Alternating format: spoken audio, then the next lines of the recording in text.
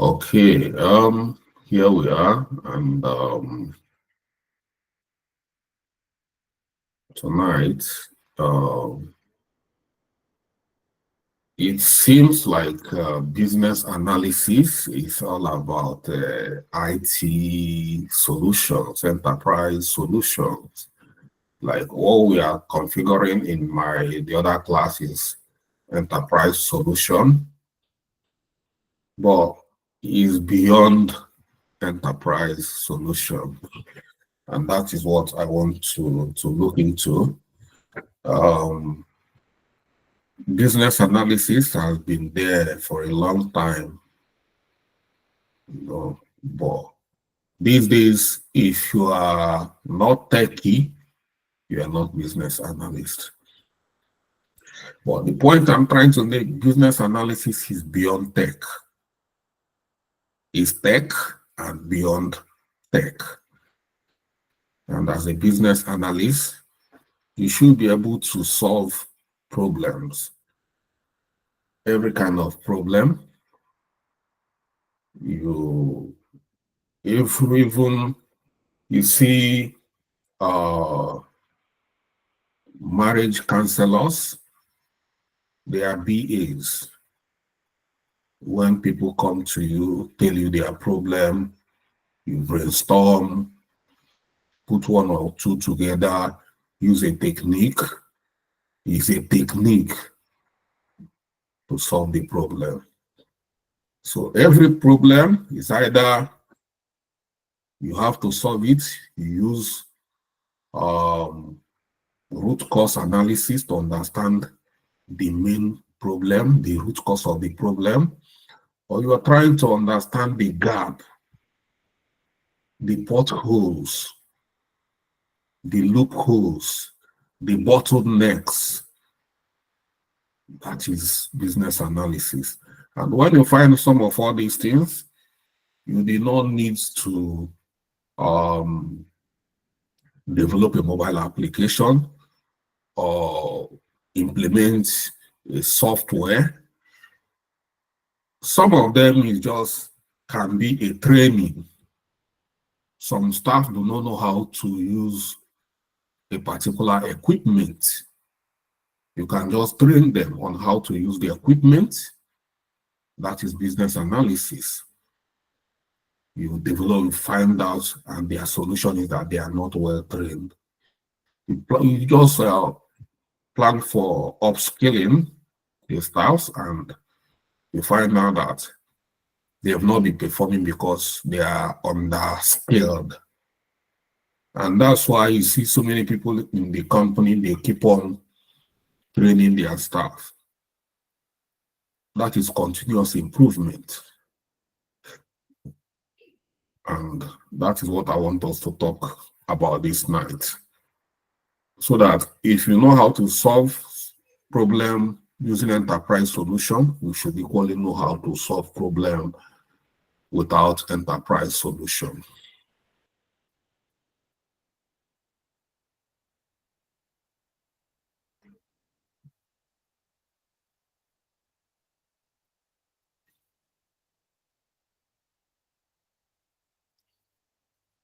Okay.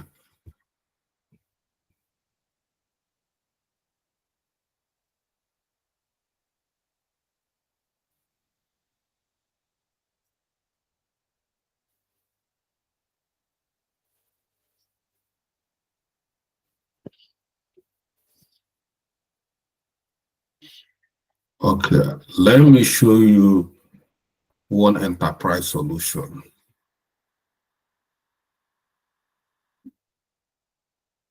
This is what we are doing. You see, this is an enterprise solution in real time. That is what we are configuring. Within configuration, this is what we call Dynamics 365 ERP Business Center. We use this particular application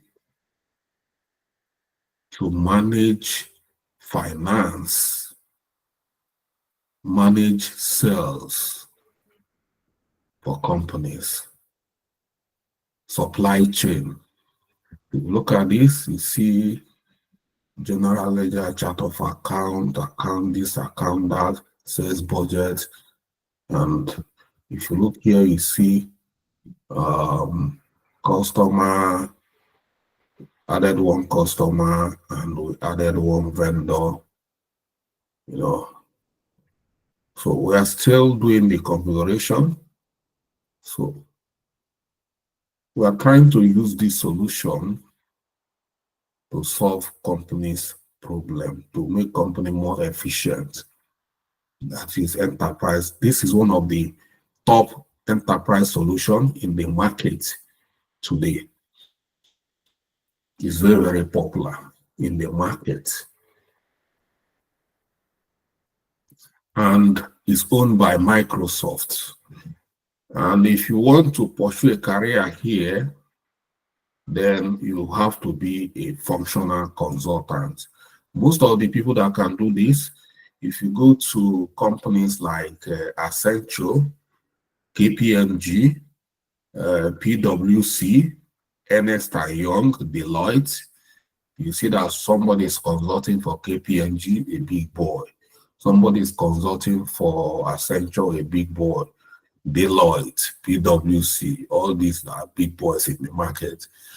All they have, most of them, is just to get certification or master this, just like you are about to master business analysis and specialize in some enterprise application.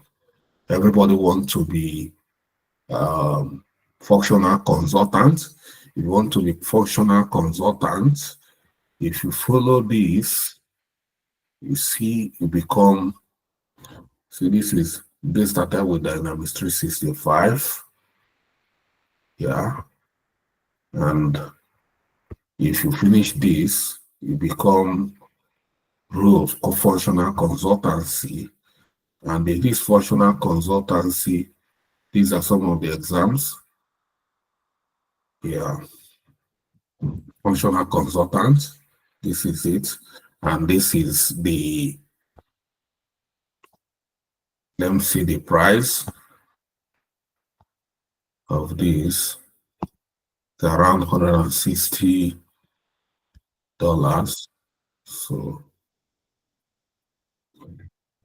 see the certification. The certification. If you finish, you become Microsoft certified functional consultant. See, functional consultant associate.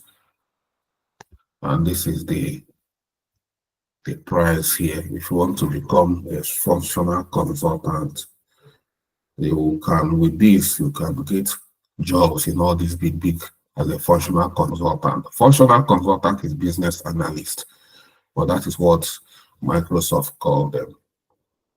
And that's it. So what is the point I'm trying to make here? I'm telling you, people who are, want to solve problem without this direct background. So the point I'm making is that yes, that is very hot. Everybody wants to pursue that. Everybody wants to be functional consultant. Everybody wants to be working, but business analysis is beyond just this. This, being a functional consultant, having this, knowing all this application, how all this is part of business analysis. As a business analysis, you are someone who can solve problems.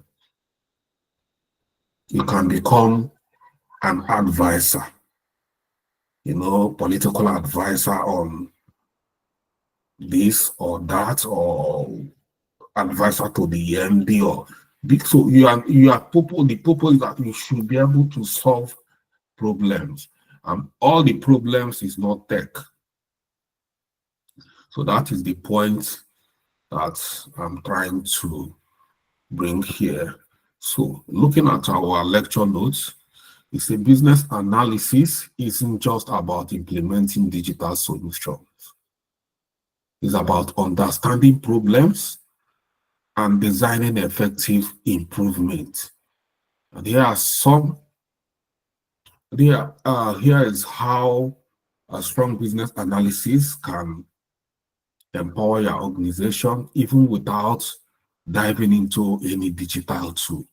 So without digital tool, you can still do a lot for your organization. Number one is deep understanding of problems. We business analysts, we don't look at things at the surface. We look deeply, deep understanding.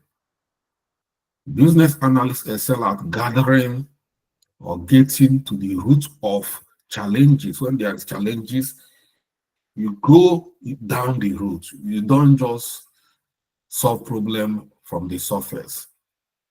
Techniques like root cause analysis, process mapping helps identify core issues and inefficiencies, leading to solution that addresses the actual problems and prevent reoccurrence. So, other ways is collaborative solution design. Business analysts facilitate collaboration between stakeholders, ensuring a holistic understanding of need and concern.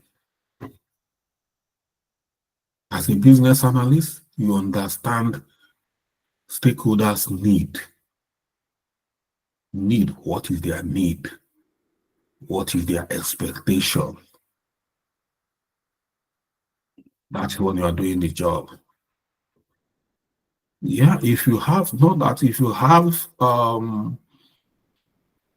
something to offer, or there's a suggestion or advice, it must be within what they need. That is business analysis. Holistic understanding of need. Brainstorming session and prioritization technique help generate creative solution and focus resources on the most impactful improvement.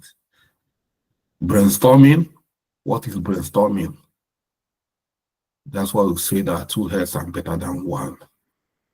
When 3 people, 4 people now gather, track their brain, you see that our brain is stronger than AI, all this AI, because we think out of box.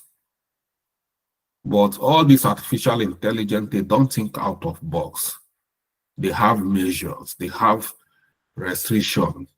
They are trained to do some certain things the way. But we do not have limits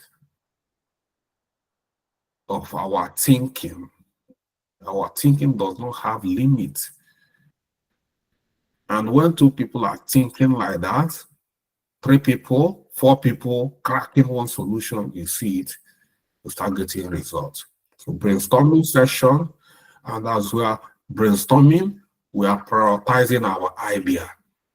Which idea we believe is, we'll keep on prioritizing till we get the, so that is a way of solving problems, and that will generate ideas. And all these ideas are not solution, they are not enterprise solutions. They are not AI. It came from the mind.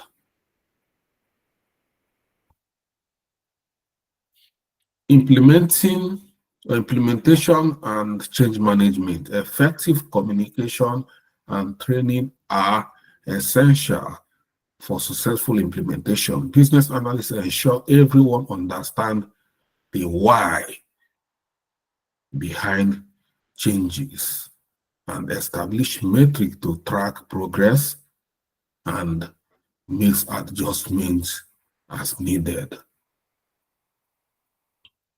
Like years ago, I was telling you people about resistance to change. People are resisting to change because they do not understand why. So we constantly develop, refine our change strategy, change management strategy, to get people to understand why. Why are we changing our name? Why are we changing our color? Why are we moving from this place to another place? So this is what the business analyst. So we try to answer so many whys. It's there for you to understand so many whys out there. Why would it? So, and when you create answers to so many why, you see that people will start understanding the reason for the change. All this getting answer to whys, enterprise solution cannot provide it. You, business analysts, need to tell people why. So, non-digital solution for business improvement have so many of these digitals, like standardization of process. When you have a process that we feel that is not working, we standardize it. And that's what we create process flow charts. Every process, if you come to organization, there's a group of people called process analysts. Process analyst is another niche inside business analysis. Niche. So you can specialize in business analysis as a process analyst. If you touch in, you go to the internet, just search process analyst.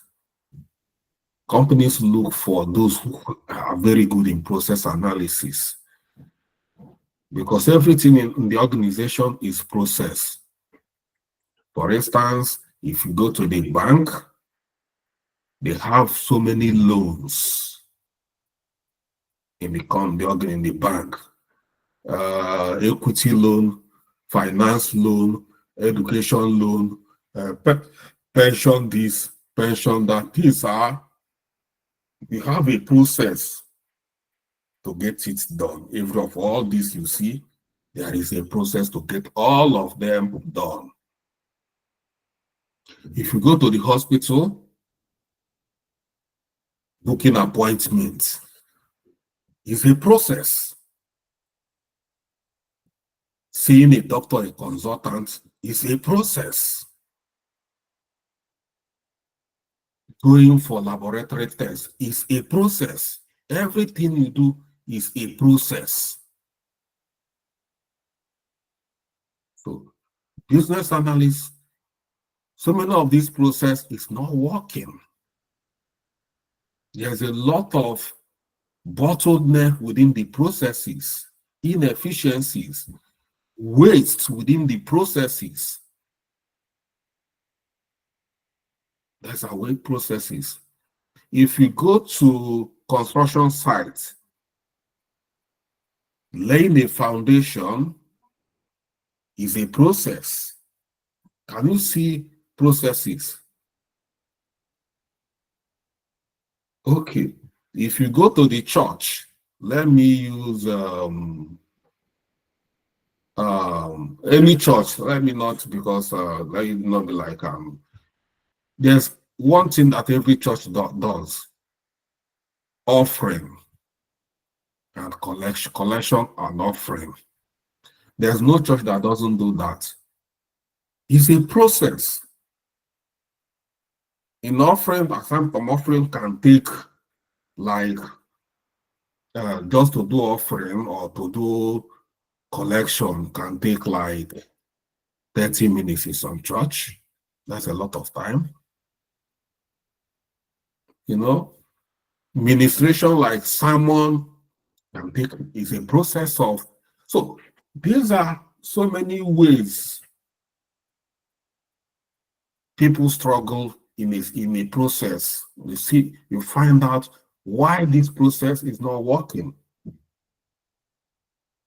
And as a business analyst, you standardize the process.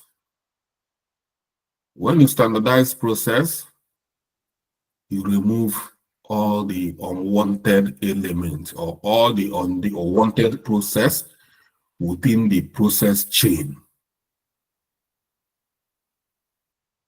We call it flow map or process map. Process map is when you link up to so many processes together, up to 10 processes, up to 20 processes, 30 processes. You can even see a process that can last as long as. Within that process, there's a lot of, if it's not working, there's a lot of waste of time. And this is where a technique called Lean. Lean is what we apply in a process to remove the waste. When we talk about waste, it's not just waste of time. When it takes you, before it can take 5 days to do something, and after a business analyst have optimized the process, you find out that within 1 day, you can finish the process. So that is process standardization. You can do this without involving any digital solution or enterprise. Okay. Improve communication and collaboration. Breaking down silos foster better communication and problem solving. What is silos? Silos is isolation, working in isolation. You know, these are why so many companies are not working. It's not because they don't have what it takes for them to work, but nobody knows that they are there. Nobody knows that they are existing. They work in isolation. No, they don't share information. No data goes out. Everything is there and is wasting and it's not working because everything is in silos, no communication. A lot of things are going bad because of that silo. And yeah, so that is the business analyst can break down the silo, improve the communication, communication gap, and you see that it's solving a problem. So this can be happen in so many ways. I know, for instance,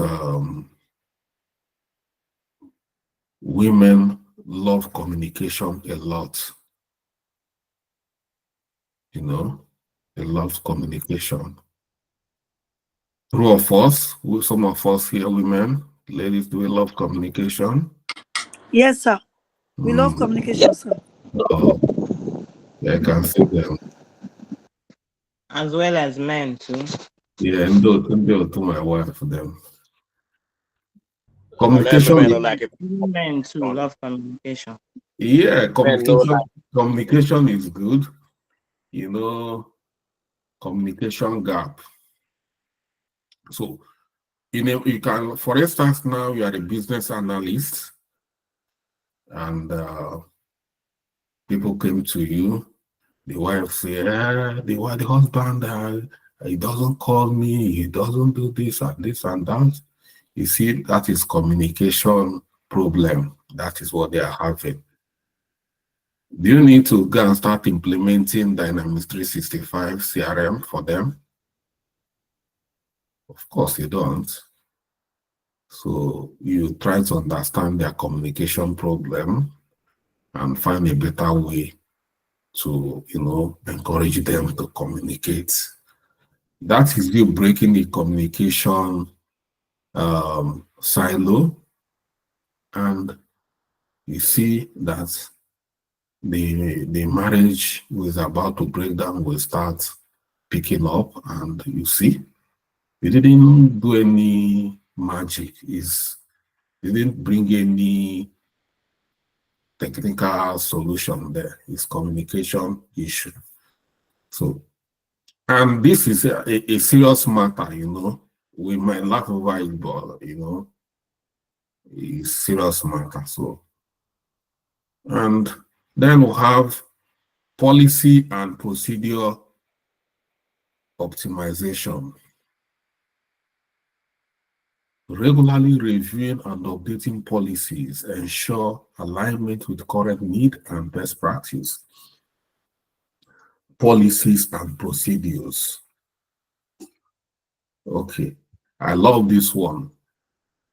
Policies and procedures. How is this particular one, policies and procedures, affecting us as a nation, Nigeria? Can you tell me? I want a collaborative class here. Policies and procedure. Regularly improving and updating policies and procedure. Okay. You see, time have changed. Okay. Biodun, you are raising your hand. Yes, tell us how policies and procedures, optimizing policies and procedures can improve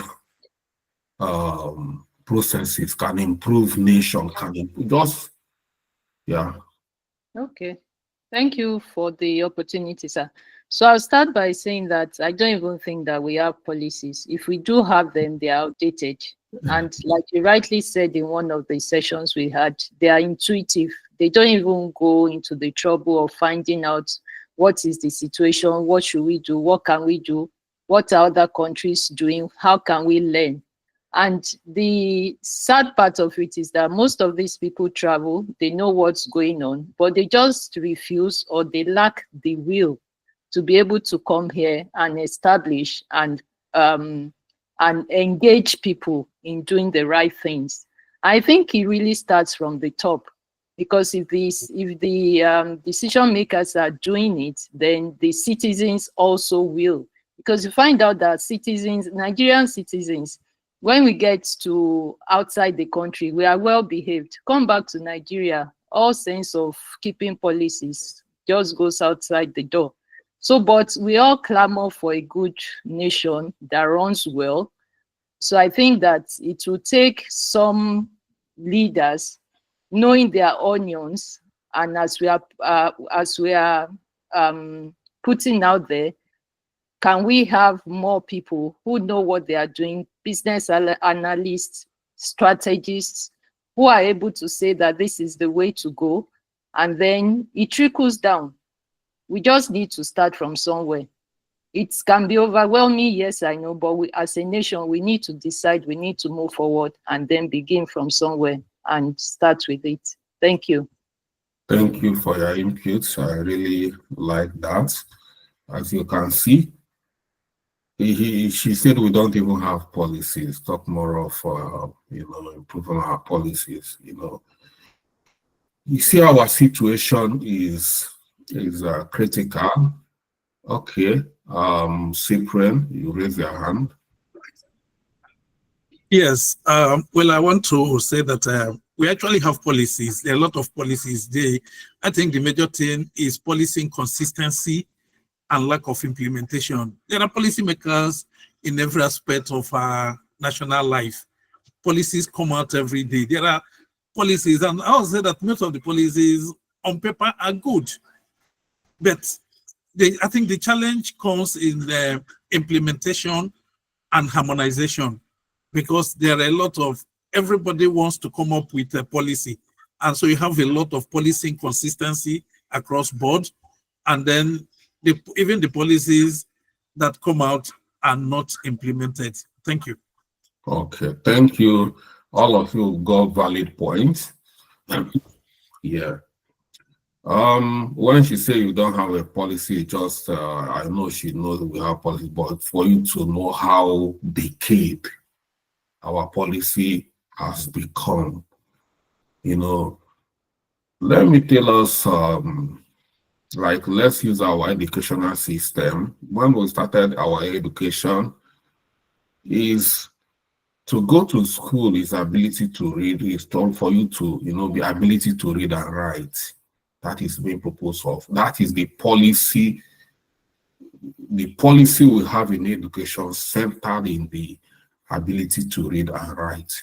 And that is what we are still using up to today. But you can find out that the children of these days, they already know how to read and write from the womb. They know how to read and write from the womb. So how can you be keeping this kind of policy for these people? Of course, you know that policy is now outdated. The ability to read and write is outdated. Because those days when somebody graduates from the university, they will give you a car just for graduating. Automatic job. Government give you a car. Those days to just you are a graduate. And it doesn't happen. It means that if we are set, if government is no longer giving car, they should know that things have changed. And those policies, educational policies governing the way education function should go. These days, companies do not hire people that do not bring anything. Companies have trained, they've trained all the graduates. Do you know how much companies spend to retrain graduates? That is a waste of resources. Every graduate should be job ready. But you see so many banks, do you know how much banks invest in training their staff? That's a lot of money. And these days, that's why companies, if you are not experienced, that's why if you don't have experience, you should be trained. When you are coming out from the universities, you should be trained. But they are not trained. So that is a policy. This is our educational policy is decayed. And when the person said that we don't have a policy, it means that because that policy is already rotten. When somebody, let me say something is dead and decayed and is gone, it means there is no policy. With this argument, you can say, yes, there is no policy because all the policies are decayed and gone. So when people that have made that policy, so many of them have died, so many generations have come after them, it means that policy is no longer there. So we should have business analysts that are in charge of policy making. They should be evaluating the current society. You see, comparative analysis, comparing the policy with the society, the trend of things. There should be policy and the society, the trend should be working hand in hand. We're in a society that is moving with the speed of light. And what is governing that society is moving like what is the slowest animal? Is it chameleon or war gecko or tortoise? So when the one is moving at the speed of light and the person controlling the speed of light is moving like a tortoise, this one is wahala now. How can it work? It cannot work. You are controlling somebody who is faster than you, who is stronger than you. There is confusion everywhere. And that is why we find ourselves in a state of confusion, because what is governing us is policy is what governs. So, and that is it. So we should be able to constantly monitor. Our policies should be something that we have monitors. We monitor them. And if we are monitoring them, making sure that we have vibrant policies, working policies that is aligned, always in trend, we'll find out that we should be doing well, but we are not doing that. So that is policy and procedure optimization. We don't need technology to do that. All we need to continuously monitor these policies. Things are changing, Okay, why so many of you, even non-graduates, do you know how many non-graduates that I know that have gotten job from my boot camp? Non-graduates, after boot camp here, they start getting project manager job. Project manager is a top role, but graduates are not getting jobs. It's because the graduates are not having what the market, but the non-graduates from here is having what the market want. And when the person assessing both of them, person that is evaluating their CVs, you said you have master's degree, somebody that you have master's degree, I see so many people that comes to my boot camp that they need to review their CV. So many of them are master's degree holders. If you see their CV, you won't believe it. And they've been submitting these CVs all the time. And these CVs are getting, the hiring managers will see the CV, you say you are a graduate. And then they see another CV, no even college, no university degree, but you see the CV is top notch. How can non-graduate be having this kind of CV that is top notch, and the other one who is a master's degree holder, the CV has nothing to show for it? That is it. And that is why they started with that. When they see that a lot, they start looking down on the kind of school. They will see where is he coming from this school. Whoever is coming from that school, they will not regard you again, because they've seen so many CV that doesn't represent what you say that you are. These days it's all about what they see, the hiring managers. And again, some of the CVs have to go through robotic AIs that screen you out. So these are things that is why this policy, I have to take time here, because it's what is affecting a lot of us. And it's going to even continue to affect our children. After affecting us, start affecting our children. So you see, those people at the National Assembly, if they are doing their job very well, we should be having good nation, but they are not doing anything. But let's leave it to the business analysis before it turns to another thing. Okay, gap analysis. Identify the difference between the desired state and the current state to target areas for improvement and bridge the gap. I do gap analysis all the time. Both this policy and them, they all link together. The gap in the system is too wide. And this is where some of us, you see gap, you see so many gaps, and when you see it, you see that all these gaps are opportunities, vibrant opportunities. And so many of these gaps, you don't need digital enterprise solutions to, bridge the gap. All you need is, at times, like I say, training, counseling, session, and so many other things. Like nice policies that will bridge some of all these gaps. So these are gaps. So the point is that as a business analyst, you are beyond just tech. And so many of us do not understand what we are or what we are diving into.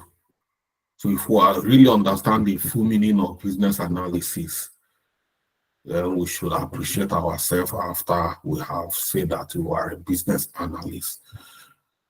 Because you are like, say some people will say, I too know. When you become practicing a business analyst the way it should be, at times people will not like you. Why are they not going to like you? They are not going to like you because they will feel that you too do.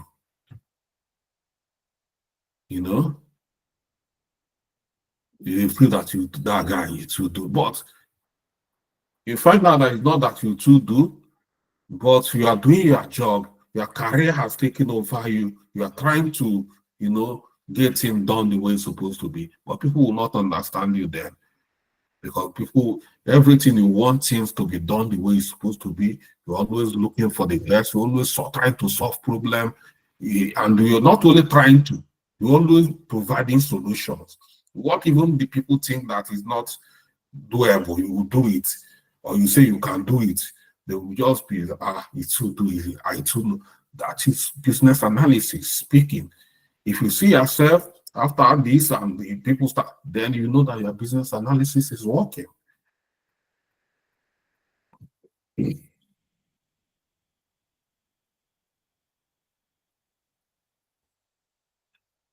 Okay.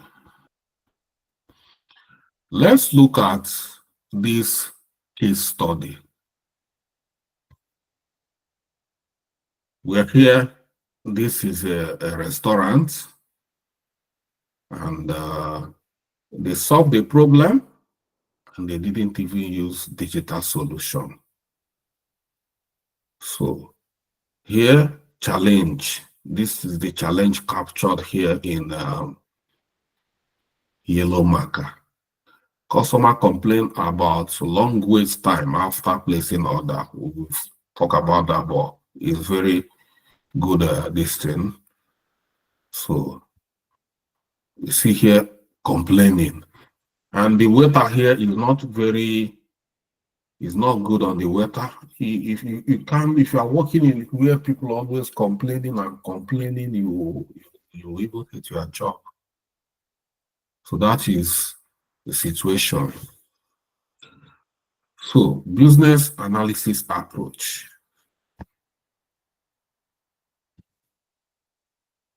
So inside this kitchen is where the problem lies.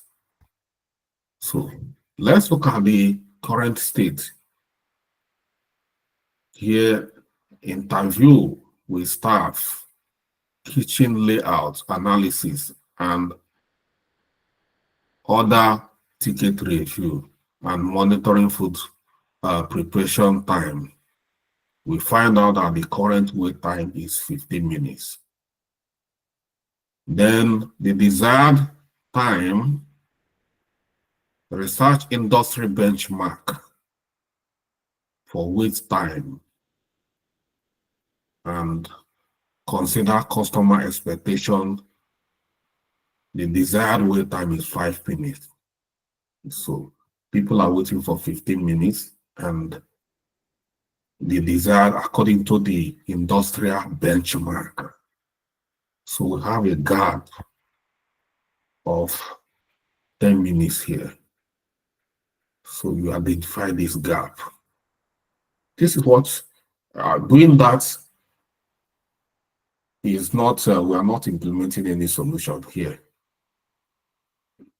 So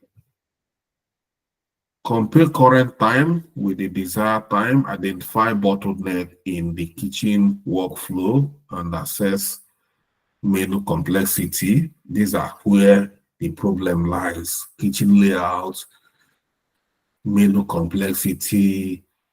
These are key bottlenecks within the kitchen. And here is the breakdown. Here is communication breakdown. It's number one, improve order communication between server and the kitchen staff. Standardize order tickets, key standardization. 2, kitchen workflow efficiency. In some kitchen, you see the kitchen is something else. Reorganize kitchen. At times, some of our rooms or offices will can be a delay to the way or what is affecting us. So reorganize the kitchen layout or upgrade equipment to improve workflow. That's number 2, gap addressed. 3, prep time issues. That's the amount of time it takes to prep. Develop a standardized system for prepping ingredients ahead of time for better peak hours preparedness. Once you put all these things in order, you find out that it's going to be very easy to remove these 10 minutes. And we did not apply any tech here. This is natural managerial acumen that you apply here. You didn't cost the company 10 kobo. You know how much it takes to implement a digital solution like the one I showed you? That's a lot of money. A lot. But you can still solve up big problems in the organization without the company spending any money. The only thing they spend is your salary, and you are helping them improve their work flow and their work, they are bringing efficiency, optimizing everything they are doing, and you are not spending any money. You are not bringing any. So this is what. So you are equally improving their system and saving money for them. So digital enterprise, oh, they are money now. Good food now, but now money make them. They all money. It's not easy to just acquire all these Microsoft technologies in your place of work. A lot of things, automation on this and that. They are money. So some company has not gotten to the stage of, sampling automation everywhere, all their digital application that, but they should still be doing what they are supposed to be doing. So this is where some of us, you see so many smart companies. You know why remote job has become very hot these days? A lot of smart workers, a lot of smart companies, smart startups in overseas like America, Canada, UK, Australia. They are very smart people. So many of them, instead of wasting money in US, hiring a US professional, let's say a project manager, let me use UK where I am, to pay a project manager £20,000 per annum is laughable. Who is going to take nobody is going to take 20,000, even cleaners. So they don't take it these days, so these are lists. So what are you talking about? 20,000 for a project manager. It doesn't work down. It's not gonna work. You are not going to get somebody to work for you. You work for yourself. But if you bring that 20,000, go to remote work environments like Upwork, you are going to get very smart project managers. Very smart project managers that can even do better jobs than so many of all these you are paying 50,000. And so a business analyst, that's how a business analyst can work. Think out of box. And you recruit from here, you recruit from here. And do you see how much you are saving the organization? Instead of you recruiting locally, you recruit remotely, saving huge amount of money. That is how business analysts should be solving problems, driving the cost of business down and improving efficiency. That is how a business analyst. And when you are thinking like that, you see yourself. Why are you not going to be happy with yourself? When you are a business analyst thinking this way, you see the kind of problem you solve. When you come to an interview, somebody is now asking what you bring to the table. You're laughing because there is so much you can bring to the table. I can tell the person I can drag down, I can bring down your cost of business down. I can use Lean to reduce the waste. I just need to understand what is going on in so many environments, so many processes, optimize a lot of processes in the organization, fish out all the waste. That's what you are bringing. You are bringing savings. You are going to help them save a lot of money. That is one thing you are sure as a business analyst you can bring to the table. You're not even between both of you and the hiring manager. The hiring manager will know that you are a business analyst. So if you need to tailor questions to what he wants you to do, let him tailor questions. Because it can be embarrassing as a business analyst. You come for an interview, somebody is telling you, tell us what can you bring to the table. You don't know the organization, so you might not know the way it works. So you might not know what to work or what to do. But if you're a smart business analyst, you know that you can bring something to the table. You know that a lot of processes might not be working. You know that they might be overspending in order to run that business. You can find a lot of gaps within their system and fish out the waste within the system and drive down the cost of operation down. When you're talking like that, you see you are talking authoritatively with confidence that you know what you are saying. You people are not even talking about any niche or any domain. You are just talking about wearing both of your brains to know whether you are fit for the role of a business analyst, not even to do any particular job for them. So that is what you are as a business analyst. When you're talking like that, I don't see how you shouldn't be able to market yourself.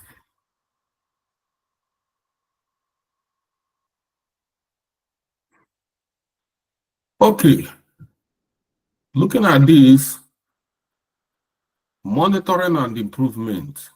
Here you see, after you've concluded with the prep time, track wait time after implementing changes, refine solution based on ongoing data and customer feedback, and consider future integration of digital solution if need.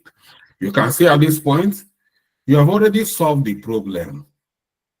But if there is need, you see now, you see if need, meaning that you can even bypass it. There's always a way you can use. Digital solution is one thing that you always find their way in the market. Wherever you can always see where you will use it, but they are not free. That is the point I'm making. That if you find yourself in a company where they cannot afford that, then your job is not finished. You can still have a lot you can offer. So the point here is that even in nursery school, primary school, you find yourself in order, you can still bring something to table. Anywhere you find yourself, you can still bring something to table without even them wasting any of their money looking for digital solution. Okay. Now you see this picture. This is waiters. You see the way the waiters are laughing? You see the way the customers are laughing? That is the way it should be. Look at this first picture here. Can you see this waiter here? Can you see the face? Within his mind, as he's talking to this customer who is shouting, or even the lady and the man, all of them, he said, God have mercy on me. How can I disappear from here? You know, because of problem. But you can see these people, after solving the problem, you are very happy. You see you when you are serving your customers, you are very happy, you know, because you know there is the business analyst has done the magic here. So benefits, the approach can lead to happier customers, improved efficiency, and more profitable business. And instead of coming with his girlfriend, this time around, he didn't only come with his girlfriend, he come with his girlfriend friend, you know, or boyfriend friend, because he's happy. Everybody is happy. But if they are not happy, they won't come back here. They won't even bring a person here. They will even be demanding for a refund. So, all without relying solely on a digital solution. This problem is solved without digital solution. So, in conclusion, business analysis is a powerful tool for tracking challenges and creating positive changes within organization by focusing on understanding the problems, designing effective solutions, and managing implementation. You can significantly improve performance without necessarily implementing complex digital solutions. Remember, strong business analysis lays the foundation for successful digital integration when the right time comes. So, yeah. So, as a business analyst, the point I'm making here is that learn how to solve problems. In as much as it's good to learn these solutions, you know, I don't play with solutions. Like you can see here, I'm not a simple solution where we're implementing. This is for my a class before you, business analyst class before you. We are working on this solution. You know, we're implementing. There's another solution here, and we're working on the same time. This is it. If you know this, this is ITSM solution. We're implementing this solution with my team. This is what we call IT service management solution for incident management, for request, problem, and change requests. We use it for solving incidents. So these are some solutions we are implementing. We're always implementing complex solution. This solution is top-notch for incident management. It does a lot of things for companies if you know how to use this solution very well. For, you know, IT support, this is what they use. IT service management. So in as much as I'm an evangelist of digital technologies, digital enterprise management, I still have to tell you the truth that business analysis is not all about digital solutions. you have the capacity to solve any kind of complex problems. So that is it.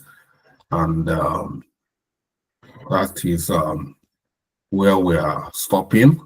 So all this is to lay a solid foundation for you. You need to understand yourself before you start talking about this role. Understand the role very well. What are you after you must have become a business analyst? So tomorrow we are going to talk about key career roles in business analysis.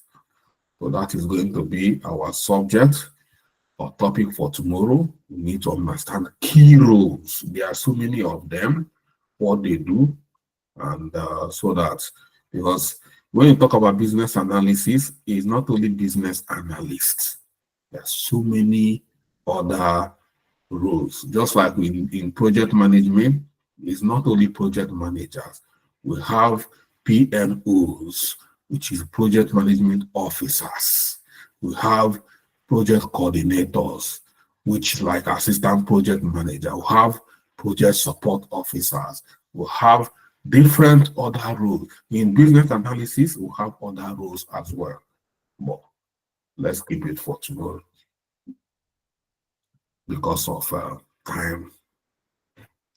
So I feel by now we are going to start digging deep to understand what will stand various roles.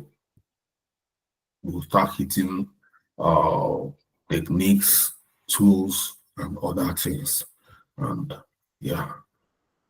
So if you have questions, anything you want to ask, I'm all yours, as usual.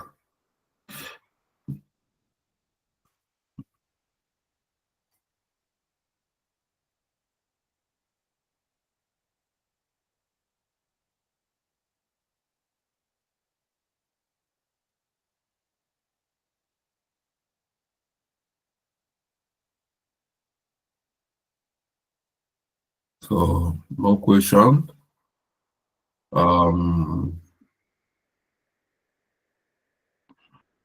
Deborah. Okay. Yeah, good evening, sir. Good evening. Thank you very much for that class. My major interest is in business analysis. That's I'm taking serious. Okay, so you talked about giving ideas to the organization and cutting costs and all. Now, if somebody is employed in some organization to work as a DA and they're trying to tell them something, like suggest something to them, and they Please, refuse to take it. is the noise coming from your background? So you have to switch off your device that you are listening to the news or whatever is affecting the background. Deborah?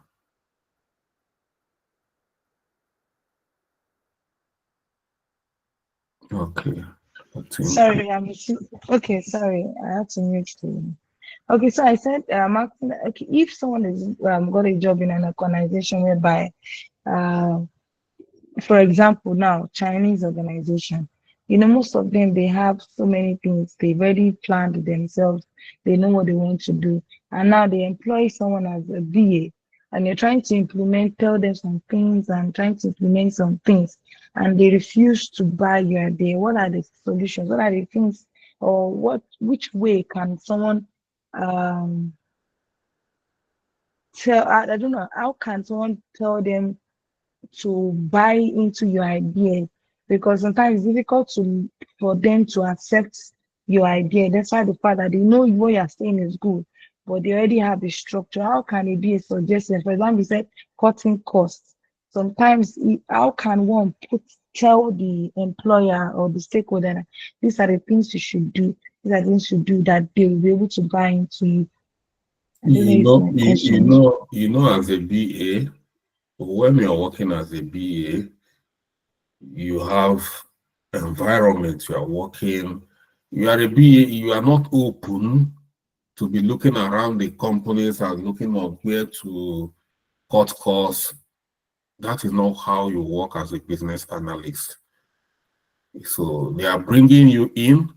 So it's only if you are working outside your environment, you are not working well. There's no way they will not listen to you because they are the people that employ you. Why did they employ you?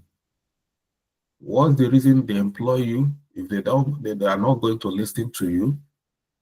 So it depends on where you are trying to provide a solution. Because if, for instance, this Chinese company you are talking about, yes, everybody said they already planned themselves. Every company planned themselves. And even those companies that are collapsing, who tell you that they did not plan? You know, everybody prepare very well. You see two football club going to match for match or competition. Both plan very well, you know. So saying that they already know what they want. Who doesn't know what they want? They know what they want, but at times you go to the market and they find out that all those their plan is not working. And all those things you think you package yourself, you did not package yourself very well. So even champions, you know, if you watch Anthony Joshua's last fight, Anthony Joshua is a big fighter. He planned very well, but he got knocked down. So the answer is, if you are working within the environment or you are working within the scope, there's no way they will not be listening to you. And again, there's what we call stakeholder buy-in. Buy-in, you have to make them understand the importance of your solution. You need to digest it for them to understand it. Use the kind of business language they will understand, you know, for them to buy into your idea. Call it stakeholder buy-in. So if you are doing all this, I don't think they should not buy your solution or your idea. I don't know. I'm answering your question generally because it didn't give me any specific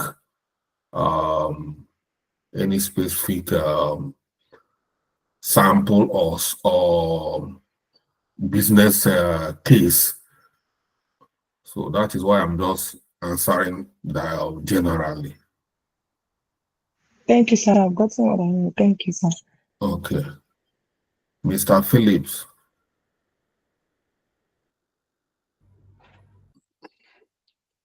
Evening, sir. Evening, class.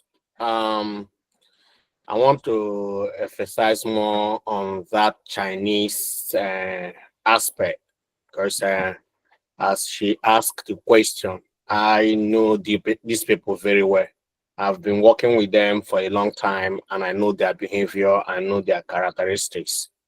Chinese are the type of people that think they are on top. They know more than you do. So when I was a manager in this border, this company that produced Kiskade.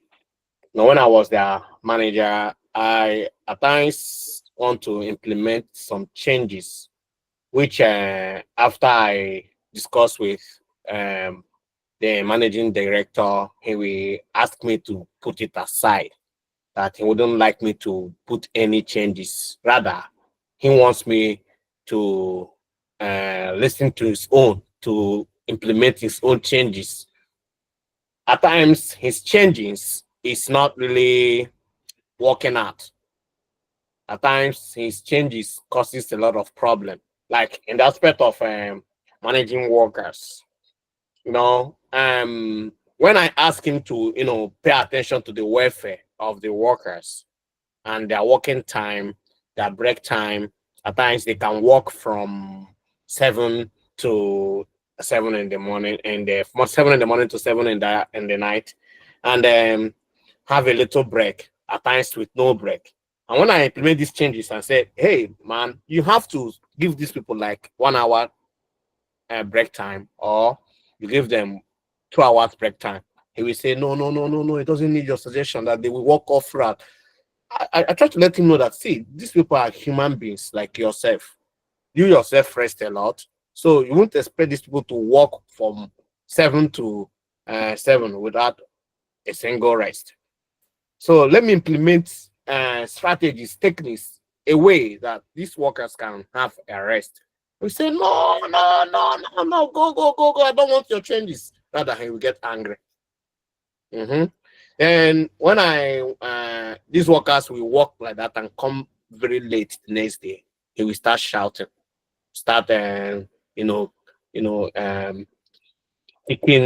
attacking me, that I'm the person that caused them coming late, that I'm the one out, being so harsh. And I let him know that when workers, someone that worked yesterday from 7 to 7 from 7 a.m. to 7 p.m., what do you expect that person to do?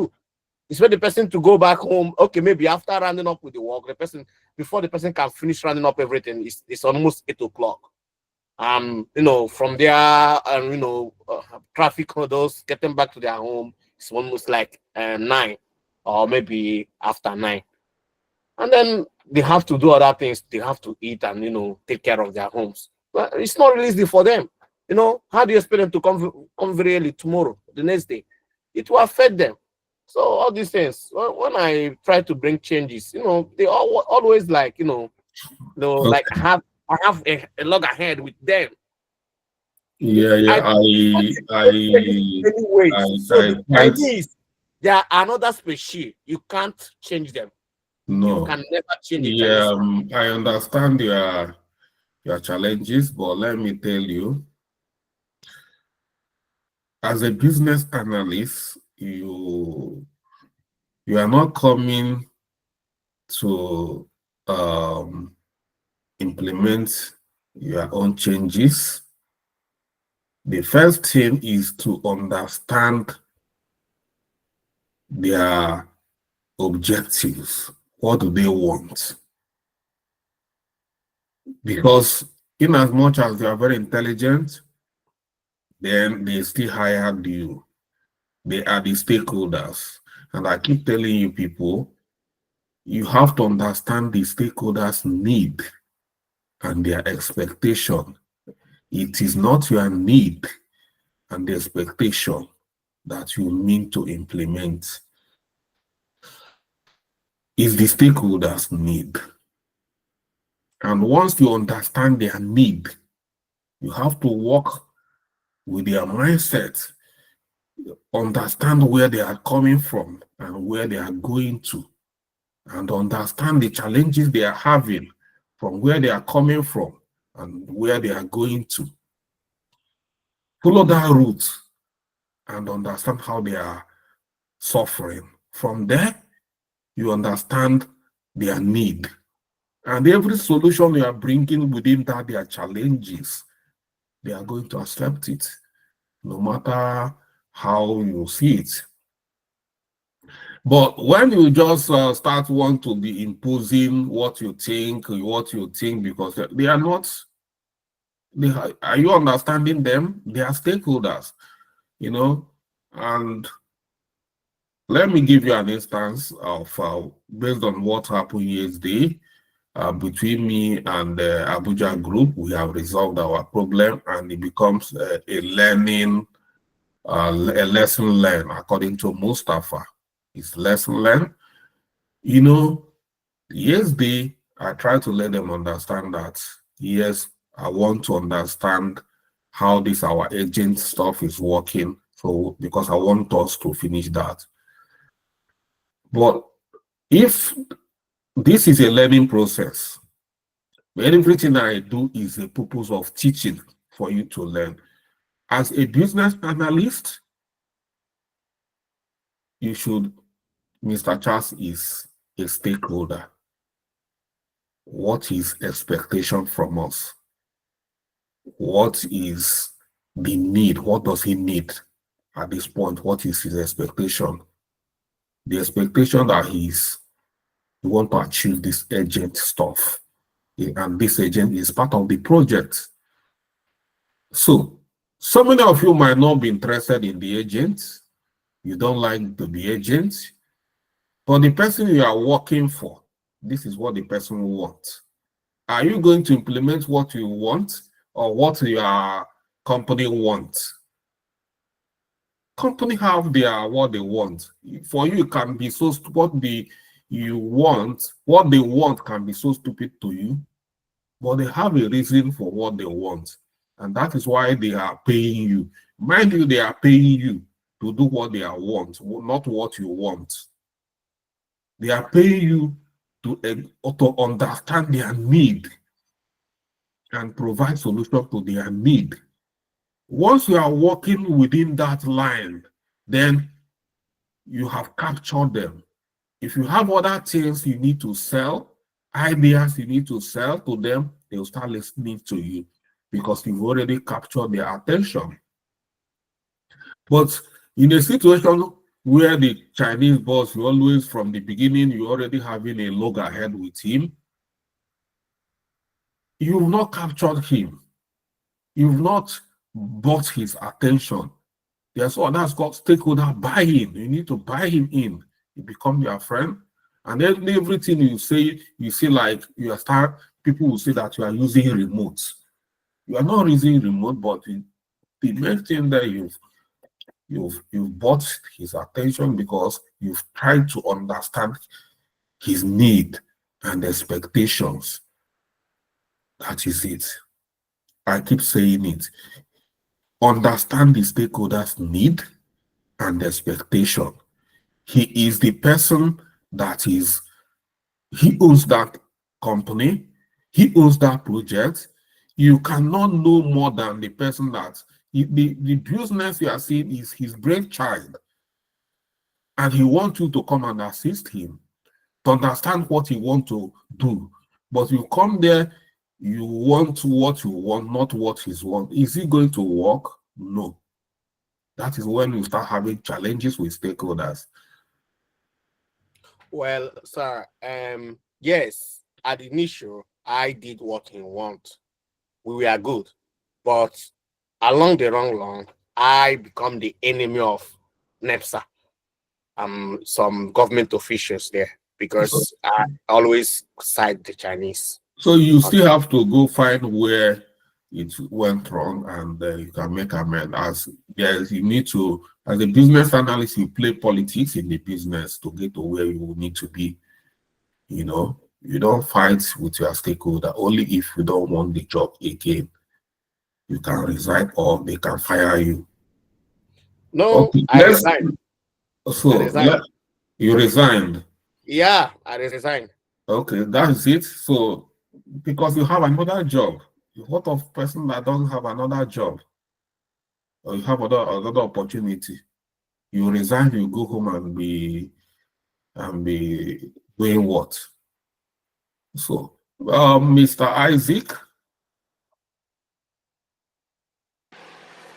Good evening, Mr. Charles, and good evening, class. I just wanted to say a little about what Deborah said. Most times from experience, if you want to convince a manager or an organization to accept a certain course of action towards the realization of a certain objective, I think, especially if they object to it, I think the best thing is to show what has been done on that and what the effect was. For instance, if the company, this is irrespective of whatever company, is Chinese, Indians, Lebanese. For instance, if there was there's so much cost and we want to reduce costs, and you've analyzed the situation and said if we do A, B, C, it could take away the cost, and then the company is saying, no, we feel it might not happen. Then you need to show that I have done this before, and this was the effect. We applied this and it reduced cost by 5%, by 10%, by 15%. If you've not done that, then maybe someone else must have done that in some way. And you just show, because too much talk will not solve that issue. Your ideas may not be accepted when you talk too much. But when you show practically that this has been done, then it could be accepted. And if you show and it's still not accepted, then Deborah, just calm down, keep your solution and wait. A time would come when that cost have gone so much, and someone would sit down and remember, hey, a certain Deborah somewhere did Prophet solution and it was not implemented. Maybe we should try it and see if it will work. Okay, that's good. I'll give you guys just a quick scenario, and then we can end because it's late. You see where I work. We have this young Indian lady, very smart girl, and very smart. And when he came with her solution in the domain she was assigned to work, we have a solution architect. Solution architect is on top of business analyst. So that solution architects have not been able to solve this problem, and they've been working on this problem for a long time, and this young lady came provide the solution. And it's the solution architect that is supposed to approve the solution, and he refused to approve it because he's not happy because this young lady just came and provide solution. He stampeded and did this and did that, and the lady came and started crying. I don't know, they don't like me because I'm an Indian. This, I said no. I said no, because they don't like you. We play politics all the time in order to sell your solution. I said, this guy has been there. So I told her, you didn't know what to do. Ignore this solution, feel like it didn't happen. The next solution, do a brainstorming session with that guy. Carry him along in generating the solution. Yes, let him feel like he's the person that generated the solution. And let's see if it's not going to work. And he said, okay. And they started working. They had a brainstorming session. Because before, the lady would just do everything to show that she's smart. And she's arrived. She's a one-step solution for everything. As a matter of fact, that young Indian lady is very smart. But your smartness, like what I told you guys, when we are doing somebody told me that the soft skills, capture 10 soft skills, that is too much. I told the person it's not even enough. Because the solution, why I'm saying it's not enough, because it's not enough, because you need more of the soft skills to drive the technical skills. Technical skills cannot drive itself. You need to be sexy. A sexy business analyst in order to sell your solution. Are you getting what I mean? To be sexy? I'm not saying, but you need to be sexy. So, and what she did is they had a brainstorming section with the guy, and they worked together. Everything is like both of them are generating the solution, but she is the person driving the solution. And before you see it, you see both of them laughing. They will go for coffee, they will drink, they go out. The baby came to us and said, Charles, this is working like magic. I say, you see, you have a good solution, but you are not selling it the right way. Stop throwing it on his face. He's not going to be happy. He'll be here for 15 years. you know, and you just come, you feel like you are the person bringing out the solution. They are not going to take it. So that is it. I hope I've made myself clear. So having a solution is one thing, but selling your solution is another thing. You know, so if you want to sell your solution, you need to be sexy. You need to, that's why stakeholder buy-in. I'm not telling you to go and start sleeping with your stakeholder or go. You find a way, find the right time.